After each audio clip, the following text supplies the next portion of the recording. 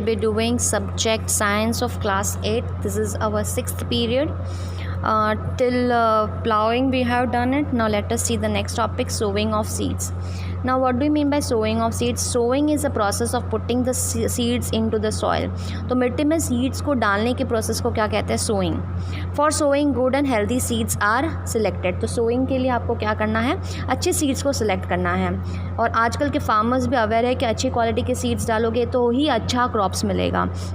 The farmer today is aware of the fact that good quality of the seed is must for the good crop. अच्छा crop चाहिए तो अच्छे seed डालो. The seed selected for sowing must be healthy. तो seeds जो है वो healthy होना चाहिए. That means the seed must be taken from the good healthy crops. तो सीड्स आपको कहाँ से मिलने चाहिए? अच्छे क्रॉप से. उसको अच्छी तरीके से स्टोर कर रखना चाहिए जिसके कारण उसमें कीड़े नहीं लगे. और अगर ऐसे कीड़े लगे हुए अगर आप सीड्स को डालते हो तो वो बिल्कुल ग्रो नहीं होंगे. तो फार्मर्स के लिए क्या ज़रूरी है? कुछ पॉइंट्स के लिए ज़रूरी होता है जिससे उसको सीड सिलेक्ट करने में मदद मिलता है. The farmers therefore must select the seeds that are. तो फार्मर्स को कैसे सीड सिलेक्ट करने चाहिए? हेल्दी होने चाहिए, अच्छी क्वालिटी के होने चाहिए, ड्राइड प्रॉपरली, सूखे हुए अच्छे से होने चाहिए. Have no dampness. डैम्पनेस का मतलब होता है नमी जो होती है उनमें थोड़ी भी जो है पानी का जो है क्वांटिटी नहीं होनी चाहिए. दैट में encourage the growth of fungus. अगर जो है सूखे हुए सीड्स नहीं होते तो उनमें फंगस के ग्रोथ होने के चांसेस ज़्यादा होते हैं. Not mixed with the seeds of weeds.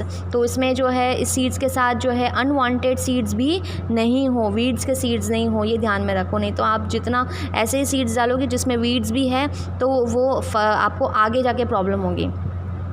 Free from any infection. कोई इन्फेक्शन नहीं होना चाहिए. Stored in a strong bags. अच्छे बैग्स में स्टोर होने चाहिए. Free from insects and pest. कोई कीड़े लगे हुए नहीं होने चाहिए.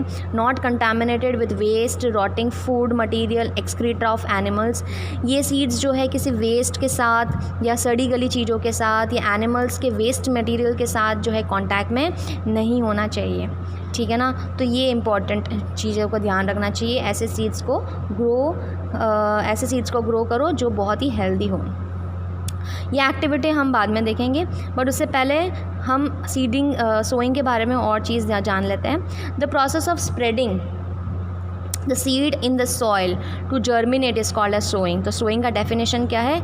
एक प्रोसेस है जिसमें हम लोग सीड्स को स्प्रेड करते हैं जर्मिनेट होने के लिए. जर्मिनेट का मतलब होता है एक छोटा सा सीड, एक छोटा पौधा बनता है. उस प्रोसेस को क्या कहते हैं? जर्मिनेशन, जिसमें रूट्स, रेडिकल्स और प्यूम्यूल्स आते हैं. For sowing the seeds the following point must be kept in mind. तो सीड्स को डालने से पहले कुछ चीज़ों का ध्यान रखना बहुत ही ज़रूरी होता है. क्या चीज़ें हैं? Proper spacing of the seeds must be ensured. जैसे आपका ये खेत है, आपने अगर सीड्स को बहुत पास में ऐसे डाल दिए तो उस पेड़ को प्रॉपर जगह नहीं मिलेगी, प्रॉपर सनलाइट नहीं मिलेगा, प्रॉपर वाटर नहीं मिलेगा, प्रॉपर न्यूट्रिएंट्स नहीं मिलेगी. इसके कारण छोटे छोटे पौधे फिर ऑलरेडी मर जाएंगे. तो आपको प्रॉपर डिस्टेंस में रखना है. जैसे इन सीड्स के बीच में बराबर जगह रखनी है ताकि वो अच्छे से ग्रो हो जाए. इस तरीके से आपको डिस्टेंस रख के जो है ग्रो करना है. फिर नेक्स्ट क्वेश्चन है the seed must be sown in proper rows so that watering them और ट्रांसप्लांटिंग दैम इज़ ईजी. उनको प्रॉपर रोज़ में रखना चाहिए. जैसे ये ऐसे हम लोग रोज़ बनाते हैं जिससे क्या होगा? कटाई भी अच्छे से हो जाती है, पानी डालने में भी हमको जो है सहूलियत हो जाती है. और अगर मान के चलिए कुछ पौधे जैसे राइस और वगैरह है, इनको ट्रांसप्लांट वापस दूसरे फील्ड में डालना पड़ता है तो ये ट्रांसप्लांटिंग करने में भी इम्पॉर्टेंट. जैसे cotton, potato, maize, soybean are all row crops. इनको रो क्रॉप्स का कहा जाता है क्योंकि इनको प्रॉपर रोज़ में रखना चाहिए. Next, the seed must B grown at a reasonable depth. In seeds को हम प्रॉपर रीजनेबल डेप्थ में भी ग्रो करना चाहिए. उस डेप्थ का मतलब क्या होता है? Suppose this is your soil. ठीक है ना. ये आपका जो है अंदर सॉइल वाला पार्ट है. आपने जो है आपने एक छोटा सा खड्डा खोदा है. आपने सीड को जो है बहुत ही अंदर डाल दिया. ठीक है ना. आपने सीड को खोद के अंदर डाल दिया और फिर बंद कर दिया. ये वाला क्रॉप और एक आपने सीड को ऐसे रखा. ओके, ऊपर जैसे आपने बस खाली डाल दिया. और एक है आपने प्रॉपरली जो है इधर डाला. तो कौन सा वाला सही है? कौन सा वाला सीड अच्छे से ग्रो होगा? ये वाला. क्यों? देखो, इसमें ज़्यादा अंदर डालने की वजह से ये प्रॉपरली जर्मिनेट नहीं होता, क्योंकि उसको जो है एयर, वाटर और टेम्परेचर जो जर्मिनेशन के लिए चाहिए वो नहीं मिलता, हवा नहीं मिलती है, जिससे सफोकेशन के कारण ये सीड्स के जो छोटे छोटे सीडलिंग्स होते हैं वो ग्रो नहीं हो पाते हैं। अब अगर आपने ऊपर रखा, ऊपर खाली स्प्रेड कर दिया, तो बर्ड्स को जो है जैसे नज़र आ जाता है ये सीड्स, तो वो खा लेते हैं, तो ज़्यादा से ज़्यादा आपके बर्ड्स जो है सीड्स खा लेंगे।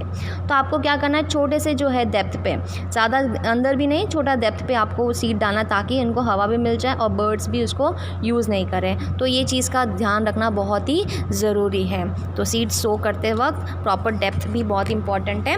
एंड लास्ट दो टॉपिक है, seed must be sown in the proper season. ऐसे नहीं कि आप मन से जो है कौन से भी सीज़न में ग्रो करोगे क्रॉप्स को, उनका पर्टिकुलर सीज़न होता है। जैसे हमने कारिफ क्रॉप्स एंड रैबी क्रॉप्स के बारे में देखा है, उन सीज़न में आपको सही टाइम पे ग्रो करना चाहिए।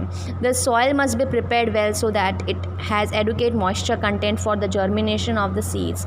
मिट्टी को भी आपको अच्छे से प्रिपेयर करना है, अच्छे से प्लाउइंग करना है, उसको लूज़ करना है, प्लस उसमें अच्छे मात्रा में मॉइस्चर भी होना चाहिए, ताकि वो सीड्स सूखे नहीं या फिर वो प्रॉपर जर्मिनेट नहीं हो पाए। ये चीज़ों का ध्यान रखना बहुत ही ज़रूरी है, ठीक है ना। तो यहाँ तक हमने कंप्लीट कर लिया है, आपका वर्क रहेगा, पीरियड 6 का वर्क है। सोइंग ऑफ सीड्स का टॉपिक हमने लिया था। वर्ड मीनिंग्स आपको करनी है, 5 मैंने वर्ड्स दिए हुए हैं, आपको उसके मीनिंग्स ढूंढ के लिखने हैं। डैम्पनेस, कंटामिनेट, जर्मिनेट, रॉट का क्या मतलब होता है? रॉट का मतलब अगर हिंदी में कहें तो सड़ना, किसी चीज़ का जो है सड़ने का प्रोसेस को हम लोग क्या कहते हैं? रॉटिंग। सफोकेट। एंड होमवर्क में पेज नंबर आपको 20 पे fill in the blanks complete करना है, ये आपको नोटबुक में कंप्लीट करना है।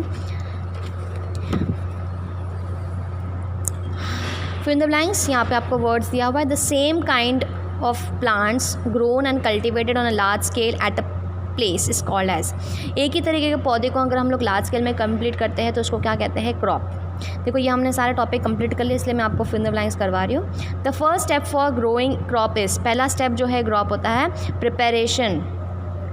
ग्रो का जो है पहला स्टेप होता है प्रिपरेशन ऑफ सॉइल। प्रिपरेशन यहाँ दिया हुआ है। Damage seed would dash on the top of the water. See, ये मुझे एक्टिविटी समझानी है आपको कि हमको कैसे पता लगता है कि कोई सीड्स अच्छा है या ख़राब है। हमको क्या करना है, एक बीकर लेना है और उस सीड्स को डालना है। जो सीड्स ख़राब है वो ऊपर फ्लोट करेगा, तैरेगा, और जो अच्छे हैं हेल्दी सीड्स वो सिंक करेंगे, अंदर डूब जाएंगे। तो डैमेज सीड्स विल फ्लोट, क्या करेंगे? फ्लोट करेंगे। For growing a crop sufficient sunlight, अच्छा क्रॉप के लिए आपको क्या क्या चाहिए? सनलाइट, वाटर भी चाहिए और न्यूट्रिएंट्स भी चाहिए। तो ये आपको फिल इन द ब्लैंक्स जो है अपने नोटबुक में करना है। ओके, तो ये आपका वर्क रहेगा।